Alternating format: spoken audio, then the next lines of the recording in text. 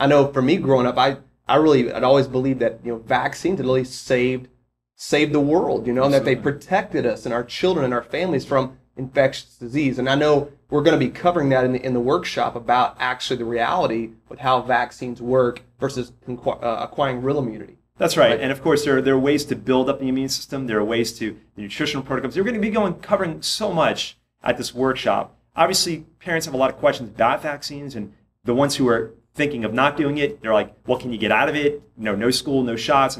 So there are a lot of issues there, but that's just one of the topics we're going to cover. We really are going to get into how to build up and how to construct a healthy nervous system and immune system. And how do you do that? Of course, making sure you're getting adjusted on a regular basis, or you're at least getting checked for subluxation, neurological interference, patterns of interference in the way of food, thought, subluxation. So structural interference, emotional, chemical interferences. We're going to show you how to remove all of these things and put the right things in your body and remove the wrong things that could be in there, and how to build your body up. But again, there's also a lot of myths. There are a lot of facts. There are a lot of things out there, a lot of uncertainties. A lot of people say, well, for example, going back to the vaccine issue, not that we want to harp too much on it, but a lot of people say, well, didn't that eradicate all the diseases? Or a lot of parents are concerned about their kids getting infectious diseases. And what if my kid gets measles or mumps? And there's a lot of information you need to have there. There are a lot of blanks that have not been filled in. There's a lot more to it than just injecting a person or a child's body and just rising the antibody titers. And that's really the public health objective.